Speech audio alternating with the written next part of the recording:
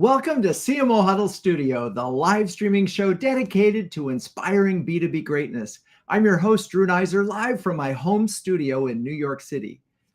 Here's a common scenario for B2B businesses. You're in a groove. You build a successful company targeting small to medium-sized businesses. You know your customers' needs and you fulfill them at every step of their journey. Your pricing, your product, and your promotions are literally on target.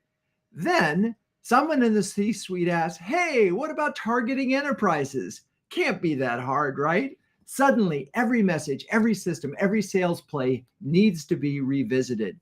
Your staffing needs change. Meanwhile, you still have your original customer base to keep happy. It's a complicated transition, one fraught with challenges. Fortunately for you, we have two CMOs with us who have recently gone through the process and another CMO with deep expertise targeting enterprise customers. With that, let's bring on Allyson Havner, Senior Vice President of Marketing and Community at TrustRadius, and a returning guest who previously appeared on the show to discuss product-led growth and B2B buying trends. Hello, Allyson. How are you and where are you this wonderful day? Hi, Drew. Thanks for welcoming me back. I am coming to you from San Francisco. Awesome. Actually, in the city of San Francisco? Yes. So I live in Russian Hill in San Francisco. So in the city proper. Wow. Very exciting. Love it. I love San Francisco. It's not getting as much good press these days as it should, but it's still an amazing city. Yes, I know the press is kind of an interesting. It's interesting when you live here and you see how great it is. You're like, that's okay. We don't need any more people. Yeah, there you go. Well, we have the same problem in New York City. I mean, every Yes. time I go to a group of people who are not from here, they go, "Oh, how's the crime?" And it's like, "Oh, geez." Yes, I know. Anyway, that's not what we're here to talk about. So you've been through this process at two companies now, in your previous role at LiveRamp and now at TrustRadius. So how do you know when it's time to move up market? And were there similar signs at both companies? I think it really starts with your product market fit. And so when you're doing that analysis of your kind of addressable market, who do you want to go after? Who are your targets? It's really thinking about and analyzing your product market fit. So at LiveRamp, CRM retargeting for digital advertising was very, very new back in 2012.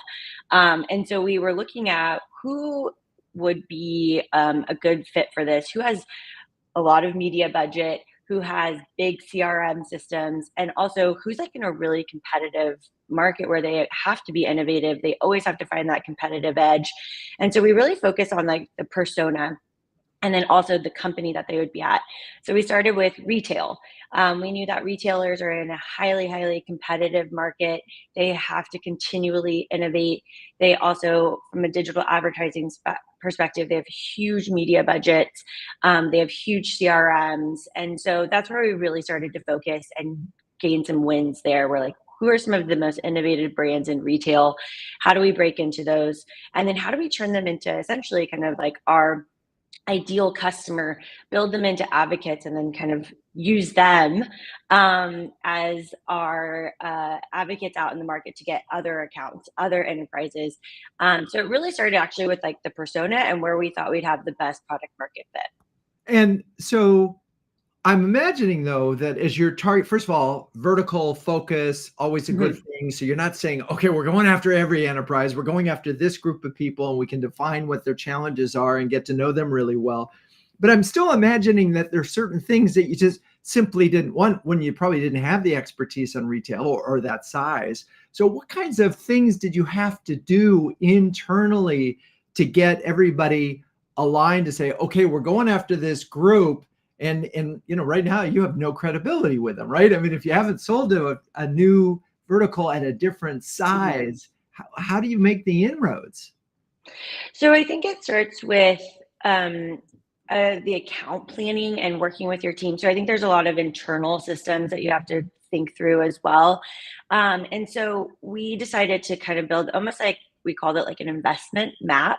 And we started to understand, okay, where are we going to, if we need to pull in enterprise AEs, if you think about your current AEs that you have right now, who has like that experience of breaking into the enterprise? Also from your marketing staff, right? Like who has that expertise, especially in the product marketing sector, right? Your product marketer needs to understand the messaging, the pain points, do that actually does that market analysis. Also, the analysis around the packaging and pricing is really important too. So there's some of those like internal systems that you need to figure out as well when you're doing that out like external market analysis. And so once we decided, we're like, okay, hey, we don't have a leg to stand on. You're totally right, but can we hire some AEs that could break into these accounts? Do we have the right messaging? Do we understand their actual pain points? How do we create content around that?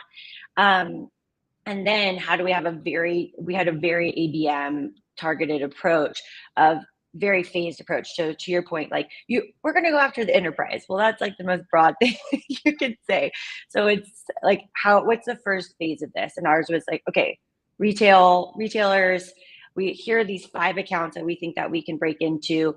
Who's the enterprise AE that can break into these accounts and knows how to work and multi-thread within a deal? We didn't put any BDR resources on this at first. It was really AE focused.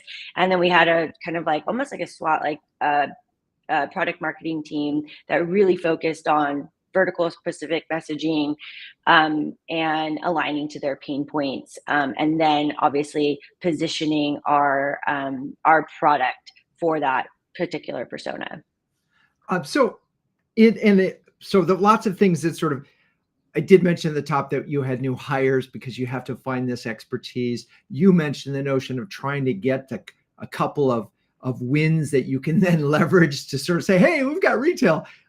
So let's talk about, I mean, a lot of that was, I think, library. Let's talk about any things that happened at TrustRadius and how long does it take to get, once you say, okay, we're going up market, we're going after a particular segment. How long does it take between planning, we're going to do it, to we land that first client? Yeah. So I was really fortunate at TrustRadius because we cater to the enterprise. If you think about, the millions of buyers that are coming to TrustRadius to do research, most of them come from the enterprise and mid-market. And so our target audience for our vendors that we work with, we're already in the enterprise. So I was really lucky kind of coming into that at TrustRadius. But I think one of the things to think about when you want to move up market and like the timing aspect, and you kind of mentioned this in your intro, is your current customer base of, if that's more mid-market or SMB, and then you're making this transition to really serve the enterprise, and doing some of that work internally to say, okay, this is kind of like our bread and butter. This has been, how we've serviced them, but how are we going to shift resources, add resources to actually go after the enterprise? And so that was one thing at TrustRadius that we worked through, because we do have a lot of SMB mid-market companies that are actually trying to move up market, right? They're trying to get in front of the TrustRadius enterprise audience, which totally makes sense. And we need to service them and make sure they're happy customers, but it's a different service model. So I think when you're thinking about like the enterprise and the resourcing that you put behind it, it's going to be different. And I think it was really good for us to understand of our current customer base, how much ARR is coming from those SMB and mid-market. Then you can analyze how much like service it is to actually, or how much it costs to actually service them.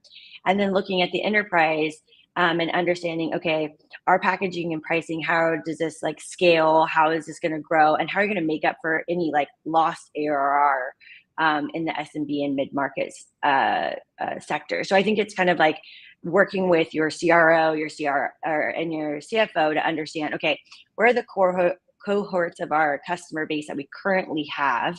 How much ARR is locked up in that? How do we service them? What does it cost to service them? And then how are we reallocating for the enterprise? And then what's the expected growth from that as well? So I'm hearing a little of this is interesting, is that it's impossible to do this without losing somebody. Right. I mean, you can't simply, because otherwise you're really creating, hey, we have a perfect offering here you for small and medium, and we have a purpose offering here for enterprise. And it's not believable and it's going to be hard. So if you're doing it, you're just going to have to expect you might lose a few people along the way. Is that fair? I think that, yes, of course. And I think we're all working through retention and growth within our customer base because we know that's really efficient. But I think at the executive level and a board, and when you're talking to the board about a shift and kind of going up market, is that there will be some retention issues in your SMB and mid market, and that's okay. I think it's about having that focus as well, and that gets really difficult. I think when you get, your CEO, your CFO, and your CRO in a room, it's really hard to say like, "Hey, we're going to probably lose X amount in ARR going after the enterprise," but that's okay because here's how much growth potential we're creating with our pricing model in the enterprise. Yeah, I mean, as you're talking, I keep wondering. I know there are folks out there that have not done this right, but we're not talking to those folks today. But I do think there's some cautionary tales for those folks who try. But we're going to move on. We're going to bring on Sheri Chen, and we'll be back with you, Allyson. Sheri Chen, who is the CMO of Galileo Financial Technology, who's joining us for the first time. Hello, Sheri, and welcome. Where are you, and how are you this great day? Hi, Drew. I'm in Greenwich, Connecticut, which is right outside your hometown, New York City. And I'm happy to be here with you and Allyson and Jakki. Thanks for including me. Oh my gosh, so exciting. So you've heard a little bit about what Allyson said. Talk a little bit about Galileo. Maybe some folks want to know what Galileo is, and then what are your motivations and how for moving up market? Yeah, sure. So Galileo is a financial technology platform company, and we enable a wide range of solutions, everything from digital core banking to payments to lending to risk solutions, just to name a few.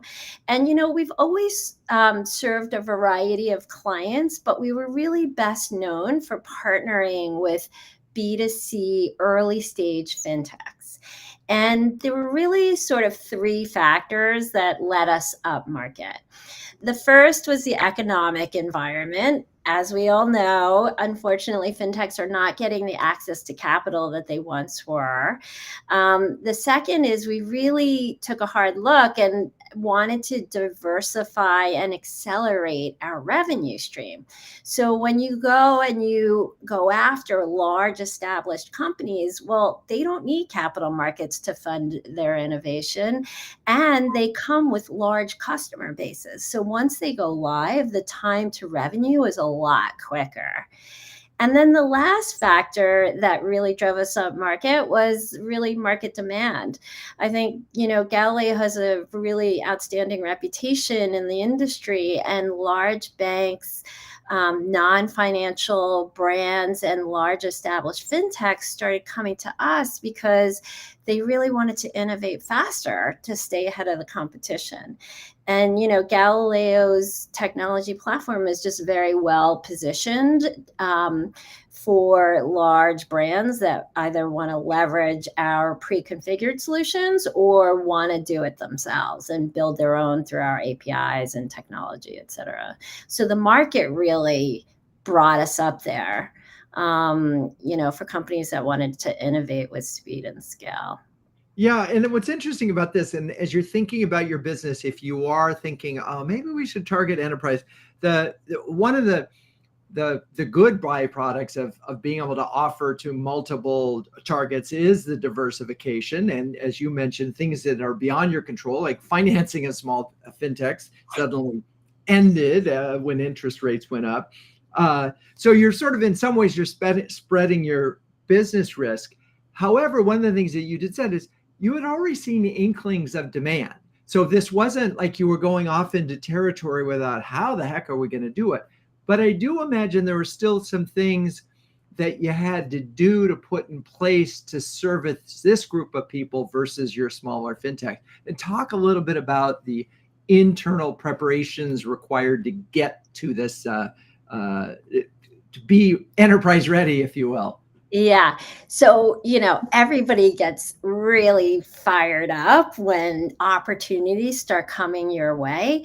But, you realize like you can't serve everybody the same way in the same manner. And it really starts to really forced the company to get very client focused in terms of prioritization and alignment.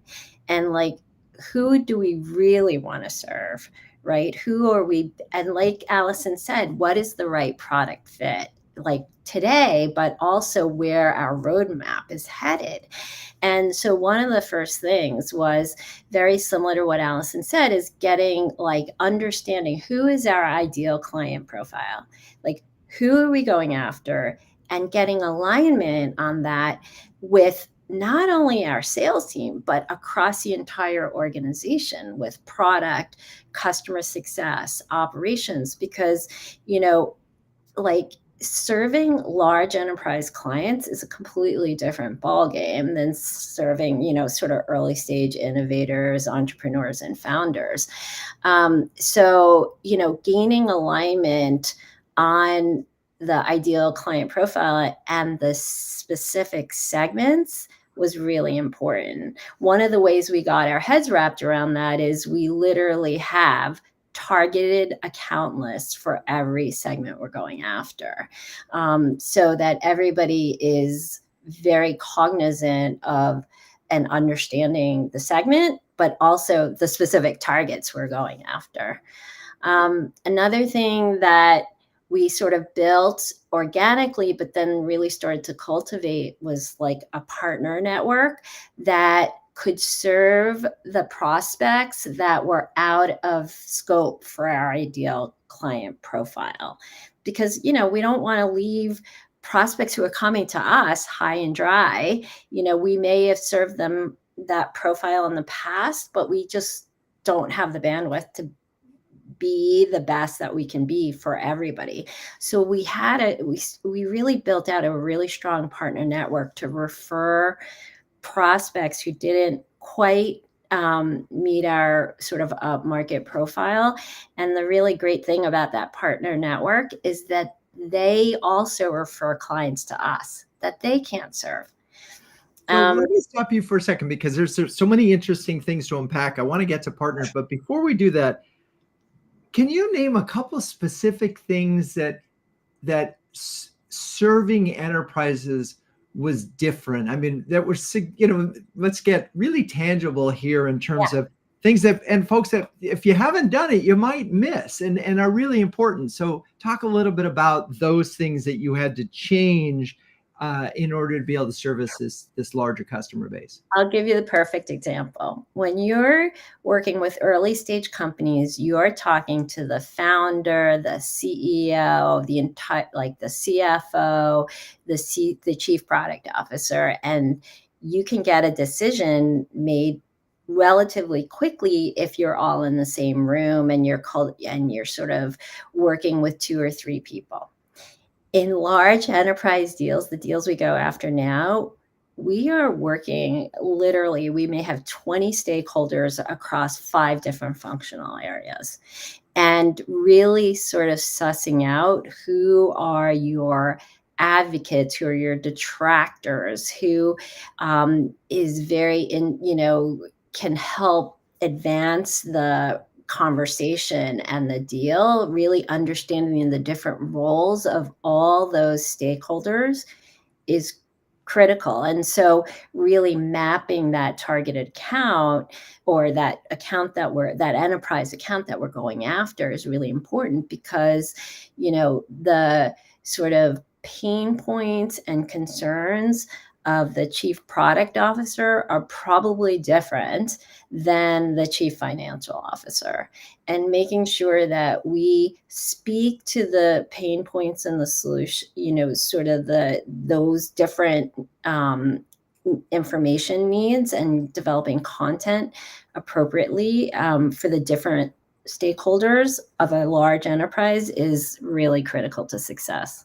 Does that answer your question? It does. And it's so interesting. And I just want to sort of we're talking about trade-offs here in this show. And you think about enterprise and you say, oh, well, it's going to be $1 million a deal. And you think about small business and it might be a $25,000 deal. But here's the reality is it takes maybe, Sheri was maybe 6-10 times longer to close. It takes a lot more resources to close. It takes a lot more resources to service. So when you finally add up all the math, you really better be doing good math. That's for sure. Because, if you're used to doing small and they come to the website and they make a decision, that's like, boom, and, cash in the bank. So if you're going to go after enterprise, you better have some patience. So not only is like the time to close so much longer, but potentially your time to revenue is also longer, right? Because it takes longer to onboard much more complex, large organizations. But, if you do it right and you have the right product client fit, your revenue potential and your revenue realization is like so much larger. So yes, you are making a bigger upfront investment in time and money, but you have to factor all of those incremental costs of servicing a large client into your financial model, so you don't lose your shirt. But also really focusing on that time to revenue, because when you have a larger client base, once it gets turned on, if you have the right product fit, conceptually, you'll get revenue a lot faster and more of it. Okay. Well, we'll come back to you, but now let's welcome Jakki Geiger, who's patiently been waiting for us, CMO of Hazelcast, who's been on the show before to discuss customer-centric marketing. Hello, Jakki. Welcome back. Hi, Drew. Nice to be back. I've really enjoyed the conversation so far and hearing Allyson and Sheri's advice. Awesome. So, and first, where are you today? So I'm just fresh off of a vacation in Maui where we spent a lot of time snorkeling. So I'm all refreshed and re-energized. I'm in my home office for 2 days and then Friday fly to London because we have our QBR taking place next week. Oh my God. All right. So we're just spanning the globe here. Yes. Anyway, so you've heard conversation about this and as an expert in a company that targets enterprises, what were some of the things that you heard so far that sort of really resonated with you? Yeah, absolutely. So I've spent my entire career focusing pretty much on the global 2000, building brand awareness, creating new logo pipeline. That's been the area where I've spent most of my time. So yeah, the advice absolutely resonated with me. If you're going after enterprise for the first time, you can't be everything to everyone. So I really liked Allyson's point about the ideal customer profile and understanding like are there industry verticals or a specific use case that you are uniquely position to win in, right? Like you want to make sure you are in a great position to win those deals. So that really resonated with me. Focus and alignment. It is a team sport, right? Across the entire company, if you're changing your ideal customer profile and going up to enterprise. So that also resonated with me. The biggest difference I have found is, the sales cycles are longer. It's 6 to 12 months. The deal sizes, for me right now, it's about 100K. A previous company, 250. Another one was 750K average deal size, right? So these could be really monster deals. And, we closed some pretty monster deals this year or in 2023 at Hazelcast, which was fantastic. The sales cycle is long. It is complex. As Sheri was saying, there's a lot of different stakeholders involved in understanding those stakeholder needs. What are the questions they're likely asking throughout the buying process is really, really critical. And having partners who have like a really good relationship with your champion or economic buyer can certainly accelerate things. And I'm curious. So one of the things that as I was hearing Sheri talk about, 20 different decision makers and buyers, and I kept thinking of Brent Adamson talking about the pain of change versus the gain of change. And the fact that there are some people that you're selling to, whether it's the CFO or the technologist or the person who just sort of doesn't see what's in it for them. And they're just going to resist the change. And we're seeing that a lot in the conversations in huddles about how hard it is to close an enterprise deal right now. What's your thought on that? I mean, in terms of multiple stakeholders and trying to herd these cats to one place where we can finally pull the deal out. And what's working? Yeah. So in my experience, the best sales reps create a very strong champion who does most of the selling for them. So tapping into that right person who's motivated from a business standpoint and a personal standpoint to adopt that technology and bring it into the organization and to make it a successful project is, to me, the secret sauce of getting these enterprise deals closed and getting all those 6, 10 to 20 people who have a say, who are contributors to that discussion, to get them on board and get them behind it and get them willing to say, yeah, we want to make this investment. It's going to be good for our business. And if you can show the ROI or the total cost of ownership going down, right? If you have some kind of financial metrics, so it becomes like a no-brainer, like, why wouldn't we do this? That makes things easier as well. So I'm curious about cultivating these champions, because we hear this a lot, but there's always risk and change, right? If you're bringing a new software, you're bringing a new system, you're doing something that is going to bring a new improved ROI. How do these champions get developed? Is it because they worked with you before? What's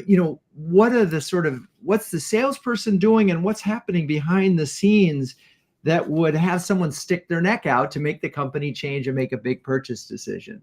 So I like to talk about movers and shakers and campers, right? So a lot of really good reps say, I'm going to find the movers and shakers. Maybe someone just recently got hired into a new role and they want to make a big impact, or they just got promoted, or they want a promotion, right? They want to do something to get their bonus or exceed the target they're after.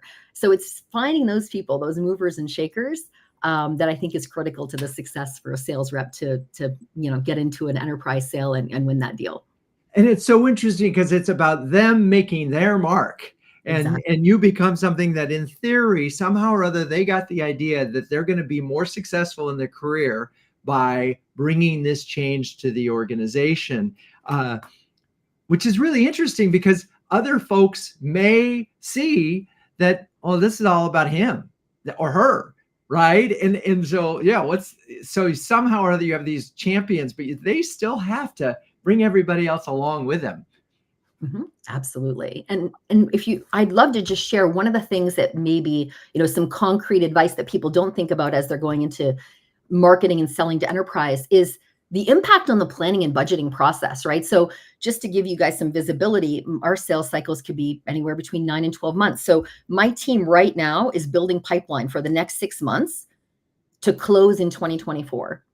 Starting any opportunities that hit like sales accepted pipeline by August or later, unlikely to close in 2024. That'll be revenue for 2025. So I need to start, leveraging our sales leader, our sales ops team, my marketing ops team, and we start planning, what do we need to do from a revenue standpoint, back that into pipeline, number of opportunities that we need 6 months in advance. So that's something that maybe not everybody thinks about as they're planning to go into enterprise, is that you actually need to move the planning and budgeting process forward because those sales cycles are longer. Right. I mean, you're working on deals that right now that aren't going to close until 2025. And already it's quite possible. And it does which gets into this whole sort of leading, lagging indicators of what's, the health of the business and what marketing is actually doing. And a member of our audience talked about the 95 that are not in the market and the 5% that might be in the market. Thank you for that comment, Ace Gaventer. I hope I pronounced your name right. Anyway, what's your thought on that, and how do you balance? Because again, the pressure is on everybody to close deals, drive revenue. Marketing needs to drive revenue, but if we're driving what the actions you're taking today, the revenue is going to show up in 2025. Yeah. How do you manage that? How do you balance that? Right. And we only have so many sellers, and they only have so much time in a day. Right. So for us, finding those intent signals coming from the market is really, really critical for us, because our focus, our energy and time, and our sales team's time on people who are likely going to buy, not the people who are maybe just, curious or tire kicking or exploring or trying to get educated. So we're using intent data quite a bit for these highly engaging campaigns, targeting specific personas with our message where we think we have the highest chance of winning. Right. And so that's going to get you current revenue. What we don't know is, what about all those other people? Because that's the sort of 95-5, right? The 5% of the intent signals. Yeah. And just in a side note, within that intent signal, you're hoping that one of those persons is a mover and a shaker, right? So there's a lot of forensics that goes on here. Exactly. And I think, another interesting challenge that we've been facing since COVID, and people are working, I like to say, in a distributed fashion, like we are here at Hazelcast as well, is that idea of like, oh, these people must be in headquarters. Let's do some location-based advertising to those people. Well, no, these people are distributed all around the globe now. So targeting them is much tougher. So again, using those intent signals, understanding if there's 14 lines of business we could possibly strike a deal in, where are we seeing intent from those different lines? Like, we work with one of the largest credit card companies in the world. We're currently in 14 lines of business, and there's so much more opportunity. So finding those people is really, really critical for us. Right. And I just back to this 595. I mean, the truth is that those people who are in the market didn't just accidentally get there. Mm-hmm. Other things are happening behind the scenes. They may have met you at a trade show. They may have worked you. So there's a lot that's going on before they show up and say, "Hey, I'm really interested." And that's this sort of this context of where marketing fits in long term, right? Something had to happen to get them to be interested. Yeah. In fact, like, data shows that it's probably 12 to 20 things that had to happen before they're willing to say, yeah, I want to see a demo, or I want to meet with you, or I want to request pricing, right? There's a whole bunch of things that they're doing, interaction points that maybe they see an ad, but they don't click on it and they go to your website directly. Or maybe an SDR has been sending emails, and then finally they're like, you know what? Maybe I do need this technology. So attribution is so challenging, but we know that it does take 12 to 20 touches to even get that person to want to engage with us. And that's the thing that really want to talk about more in CMO Huddles and in upcoming is just, we talk about the buyer's journey and tracking the buyer journey, but that usually starts with the first time they click on your website. And then it's, another 50 touches or 30 touches. What we really want to see is, what are those 20 touches beforehand, and how can we get at that? But we'll talk about that in a second. We're going to take a quick break while I talk a little bit about CMO Huddles, and then we'll come back. Launched in 2020, CMO Huddles is a close-knit community of over 400 highly effective B2B marketing leaders who share, care, and dare each other to greatness. Now, given the extraordinary time constraints on CMOs these days, everything about CMO Huddles is designed to help leaders save time and empower them to make faster, better decisions. If you're we got Allyson, Sheri, Jakki, you're all incredibly busy marketing leaders. I'm wondering if you could share a specific example, if you would be so kind, as how CMO Huddles has helped you. And let's see, I think, Jakki, you've been with us probably the longest. Any thoughts you want to share? Absolutely. So, Drew, I was really happy to be one of the founding members of this group. And I think one of the challenges I had as a CMO is I needed to bounce ideas off of people. I needed to hear that other people were going through the same challenges I was. So just having this network of really talented, curious people who want to learn constantly from each other, it has been an incredibly valuable group for me. I've also set up one-on-one meetings with some CMOs where they have an area of expertise and I want to learn more about that area, or vice versa. I have an area of expertise they're interested in, and so I kind of share what I can. So for me, that's been really, really valuable. Awesome. I appreciate that. And I appreciate you and your long-term membership. Allyson, any thoughts? Yeah, I totally agree with Jakki in terms of the community building, and that's been really valuable for me, especially this is my first time being in a CMO role and marketing leadership and reporting to a board, a CEO. So it's given me a lot, especially as I'm kind of entering this next phase of my career. I also really enjoy all the industry leaders that you bring in that are not necessarily in marketing, but they are tangential. And it's really nice to kind of get that industry expertise and how do you apply that to marketing? How do you apply that to your business? That's been so valuable, and I've really enjoyed those sessions. That's awesome. I'm super excited. We've got Chris Voss coming at the end of the month, the guy who wrote Never Split the Difference. And it's just one of my favorite all-time books. So thank you for mentioning that. Those happen in Career Huddles. Okay, Sheri, any thoughts? Anything you want to share? I love, ditto +1 to what Allyson and Jakki said. I would also say that I love your recaps because they're great reference materials. And sometimes I circulate that with my team if they're diving deeper into a new topic, and, it's really great reference material, and I just really enjoy all of the CMOs that I've met and learning from them as well. Awesome. Well, I appreciate that. I was thinking of you as you mentioned partnership, because the last 3 recaps have all been on partnerships. I hope I haven't been beating you over the head with it, but it is clearly, through our conversations, it became quite a source of opportunity to just really beef up the partnership part of marketing. Anyway, thank you, all 3 of you. If you're a senior B2B marketer and need a shortcut to B2B greatness, do yourself a favor and visit CMOHuddles.com and sign up for our free starter program. Okay, let's get back. We've got so much to cover. Enterprise marketing. So, and moving up market. So we've talked a little bit so far about this balance of moving up market without losing existing business. And, I sort of concluded that's impossible, but I'm wondering, Jakki, or Sheri, any thoughts on it? As you moved up market, how did you make sure that you could keep your existing customers?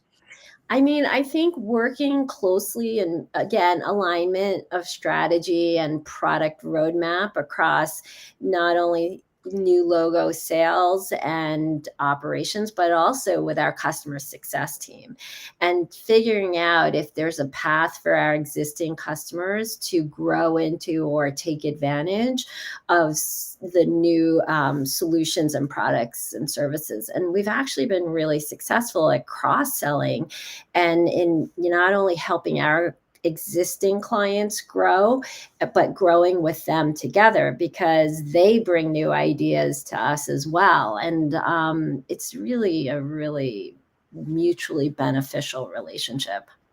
That's amazing. And as you thought about that, I wanted to ask Allyson about this. As you do add these bigger customers, are you, a lot of folks share their roadmap. Do you sort of confer with them to say, hey, what else could we do to support you? And how's that work?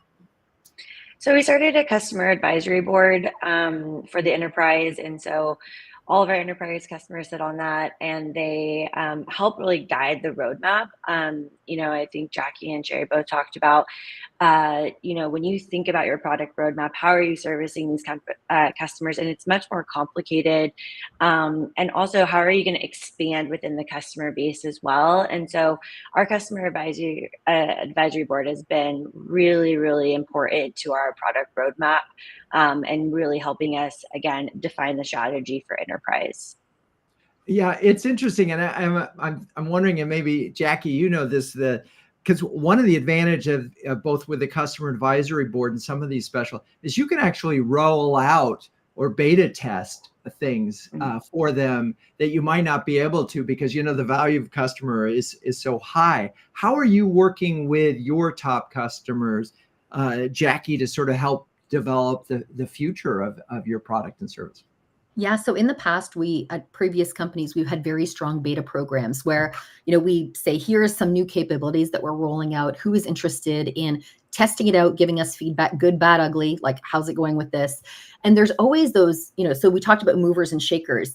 There's also sort of this spectrum, Jeffrey Moore's law, where you have the visionaries who are willing to just take bets. They want that competitive advantage. They want everything early. They don't care how raw it is, right? And then you got those people who are like, yeah, I'll just wait till it's all been tested out and working really well, and then I'll use it, right? So finding those people, those visionaries within the accounts also is really useful for beta programs.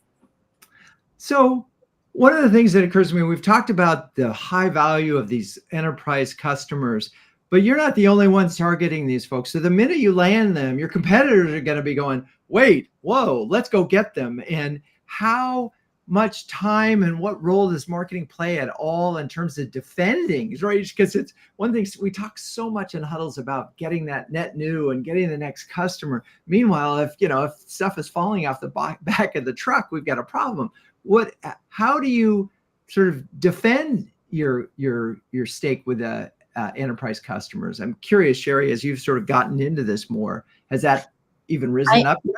Yeah, I mean, I think it's really critical to understand why your prospects and new clients are choosing you, right? So it really making sure that you have win-loss interviews and getting insights into that has helped us really lean into our strengths and also close gaps where, or close the gaps or perceived gaps. In some cases, there were perceived gaps that we knew we had that technology or we had that capability, but we weren't doing a good job communicating it. And so I think really understanding why customers are choosing you helps you show and demonstrate your point of differentiation from your competitors and why you're the right fit for what that client needs. Yeah, and as you're talking, it's interesting because we know that with an enterprise, and let's say there are multiple users or something like that, that often they're not taking advantage of it. I mean, we know it in CMO Huddles that not everybody can take advantage of every aspect of the service that we provide. So how do you track that? And Allyson, maybe you could weigh in on this, because we've landed the customer, but we got to keep them. Otherwise, this whole thing falls apart, right? Right. And I think that's the customer success model. Like, the way you keep customers is you make them successful. And we do a lot of buyer research, and buyers are more skeptical, risk adverse than ever before. People are fearing messing up more than missing out. And so people ripping and replacing their tech stack is going to be more and more rare. People are relying on their own prior experience more than ever. And so the best way to make sure that you keep your enterprise customers is to make them successful and make sure that whatever you agreed in the sales cycle, like, here are the results, here's kind of the expected ROI, here's, implement, even from like implementation timeline, right? It's really, if you say, it's going to take us 3 months. This is 6 months is when you start seeing results, et cetera, whatever the timeline is. If you adhere to that and you start to make your customers really successful, and also helping the actual champion that bought your technology, kind of advocate that within the company, that's only going to make you more and more stickier. And again, in this environment and these economic conditions, people are going to be way less inclined to actually rip and replace their technology stack, especially if they're finding success and you have that follow through. So I think it's really important that customer success model is really buttoned up and it's aligned to whatever your customer marketing and your lifestyle marketing strategy is as well. This is going to make you laugh, but we've been talking about customer success, and that is a model and it's a service, Mm-hmm. but I never actually thought about it as making your customers successful.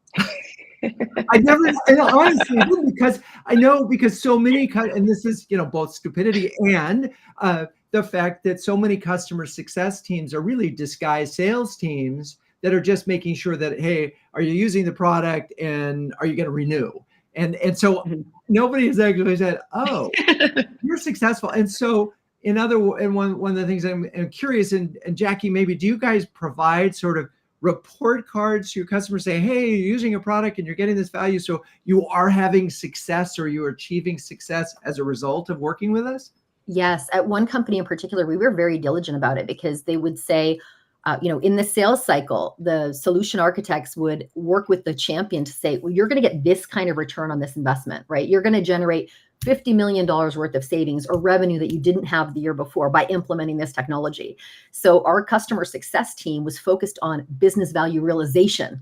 So like onboarding was really critical, setting milestones, having a game plan, a project plan, checking in with the customer regularly, jumping in if they were in trouble and off track, so that at the end of that, go live and value realization journey, they were wildly successful. And then for marketing, it was really helpful because I could say, awesome, we delivered what we said we were going to deliver. Let's get them to be a customer advocate for us.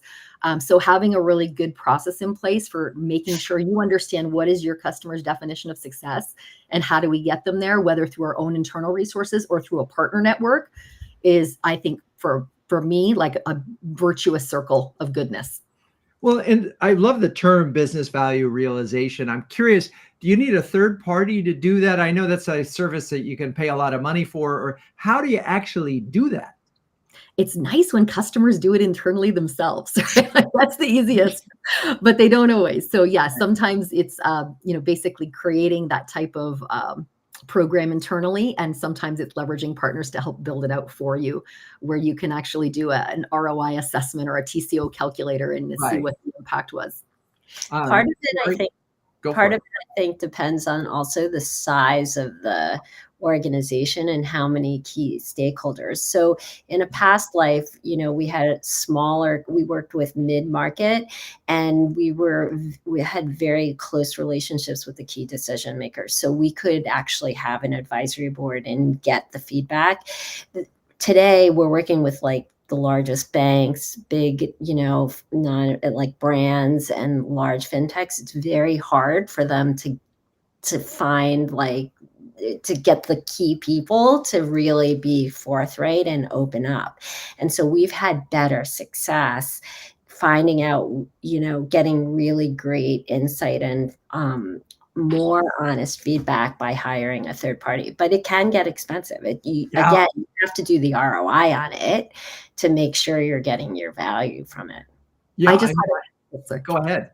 I was just gonna say, I just had a great situation happen where we talked to a new customer who went live and they're successful as part of the case study process. And he revealed, he said, Jakki, great news. We're saving 30% in operational costs since we've gone live and started using Hazelcast platform. And I was like, that's fantastic. And we were able to get it just approved and, just posted on the website last week. So, when the information just comes from the customers because they care enough to say internally, I'm the champion of this, I recommended this technology, and we got these types of results across the company, then it helps them get promoted, get to that next level as well. So I don't always think of it as just like, how does it help us, but also how does it help them get to their next level of success? That this whole concept, I like to call it speed to hero. And this is, how long does it take for your product or service to make the champion who wants to be a hero become a hero? And I love that story. But in enterprise, often getting testimonials approved can be really hard. And because they don't want to share, they might see your product as a competitive advantage. So I'm curious, and I'll go to you, Allyson. What are the tricks that you do to get an enterprise customer to actually give you a high quality testimonial with the data that Jakki's talking about? So I'll kind of come at it from like two angles. So we help a lot of our customers. Like if you think about TrustRadius and them getting their enterprise customers to leave a review on TrustRadius, they can be a hand raiser, but it's easy for our customers to kind of do that at scale. So our large enterprise customers, they're trying to get their customers on the record. Most people will leave a review because it's almost from like an individual standpoint, and they can even do this from like an anonymous standpoint. And so there's a lot of like testimonial customer stories and quotes that come from reviews. At TrustRadius, we've created a program, and we call it Customer Spotlight. So we kind of got away from the scary word of case study, because everyone's like, oh, I don't want to deal with the case study. That just feels scary at first. So we made it about, instead of like the brand that they're coming from, we made it about the persona and the person. And we gave them like a very prescriptive, like, here's the template, here's the use case that you implemented, here are the metrics that we're looking for in terms of like, where you were and where you are now. And then we created this whole program where it's like, it goes into our newsletter, it goes into this whole social cadence, it goes into, we create content for our team, we create content that's more like thought leadership and do LinkedIn lives like this. So we have like a whole program and make it really about the individual, just as Jakki was saying, like, how do you elevate them? How do they use this to get their next job or whatever it is, or that promotion?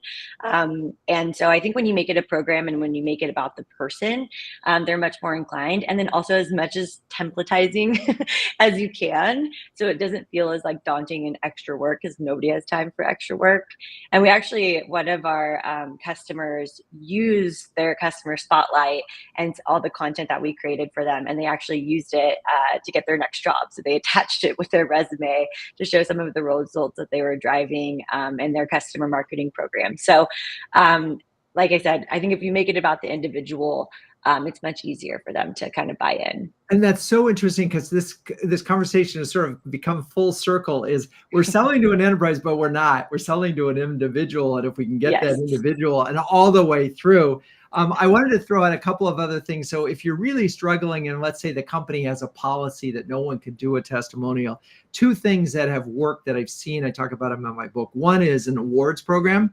Where you do an awards program, and if they won't give you the information, you still submit them. And then it's very hard for them to turn down the opportunity to talk about the award. So that's one. And another is like podcasts and other properties where they can just talk about themselves and what they're doing, and then it becomes an implicit endorsement. The last thing I want to say is if you're lucky enough to be in a category that is on TrustRadius, you might get these testimonials. Unfortunately, CMO Huddles is not in a category, but we can't benefit from that, which is why we do it here. Anyway, that's a mouthful. I think, yeah, and I'm still contemplating the word templatizing.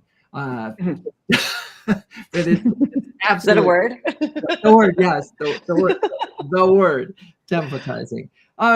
So we've gone full circle. We've talked a lot about humans. I'm just wondering for all of you, because I know you prepared, was there something else that you thought in this conversation is about enterprise marketers that we haven't covered just yet? I know, Sheri, you made some notes. Is there something else we should make sure we cover before we wrap up?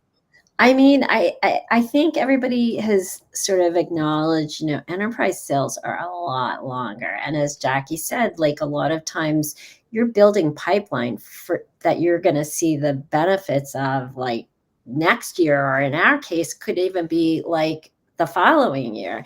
So I think having the right sort of measurable milestones to demonstrate that marketing and the company is gaining traction against these enterprise sales, and making sure that there's agreement not only with the CEO, but with the CFO is really, really critical, because everybody gets impatient, right? And really being able to quantify how marketing is influencing, your time to close and your time to revenue, I think really helps, maintain and grow your marketing investment.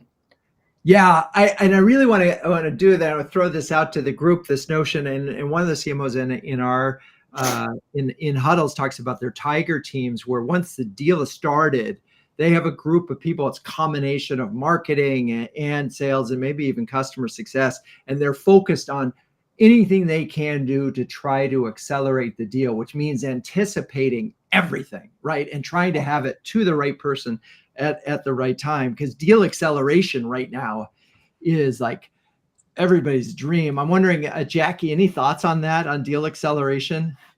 Yeah. So at a previous company, I actually created what was called the revenue acceleration framework. And I mapped out, the funnel and basically from, stage one all the way to close, and identified what are the points of friction, right? Is there usually between stage 2 and stage 3? Are there a bunch of security and compliance questions that come up? And it usually takes like 2 weeks to schedule the meeting, and then we have to present, and then there's follow-up.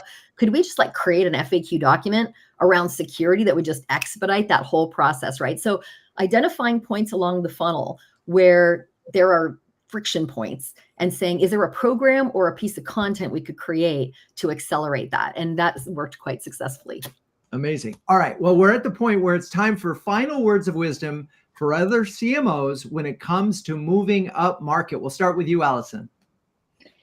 So I wanted to pull on the partner thread a little bit. We talked about it a little bit, but two things. One, if you can partner with somebody and integrate with your systems and they already serve the enterprise, that is a fast track way to start breaking into the enterprise. So look into your partner base, where you can partner and build an integration, or maybe there's another avenue there. But I do think that you could fast track with partnerships. You can also, from serving your SMB and mid-market, if there's a reseller, right? Your channel strategy is really important too. So think about your partner network, what you currently have and where you could go, and how it could help you fast track into the enterprise, and also continue to serve through resellers for your SMB and mid-market. Thank you so much for coming back to partner. If you're listening to this live or a show and you have a partner question, just hit me up on LinkedIn, because we just finished actually 4 huddles on partnership. I've done recaps on all of them and have a lot of good fresh thinking. But there's 2 things I want to add to that. One is, if in a world of GDPR and privacy laws where you can't do some of the things that you're doing, partners are the way into the door. That is really important. Part 2 is, very few companies actually offer the whole solution. And sometimes it's so much better. It's like a flashlight and batteries. Oh, wait, yeah, because now I can use the flashlight. Okay, let's see. Jakki, Geiger, no, Sheri Chin, final words of wisdom. Don't underestimate sales training. Okay. Selling into enterprise is a completely different sales sensibility skill set. Like hunting is different than, SMB early stage sales. So sales training is critical to success. I love it. Yes, indeed. And yes, exactly. Okay. Jakki, final words of wisdom. So one thing we didn't talk about, but is very relevant for our business, is that there's 2 journeys. There's the buying journey that our champions, that our economic buyers go down, and we didn't make sure we have the content and programs to take them along that journey. But there's also the trying journey, and that's a completely different persona and profile for us.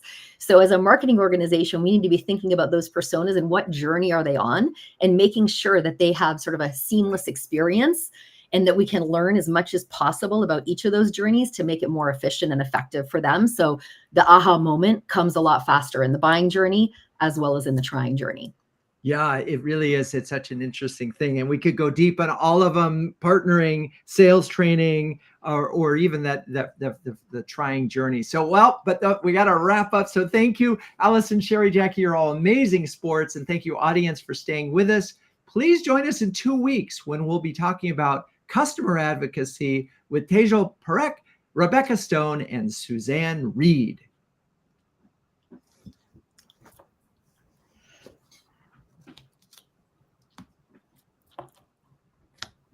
CMO Huddles Studio is produced by Melissa Caffrey. Our production assistants are Laura Parkin and Ishar Cuevas. If you'd like to learn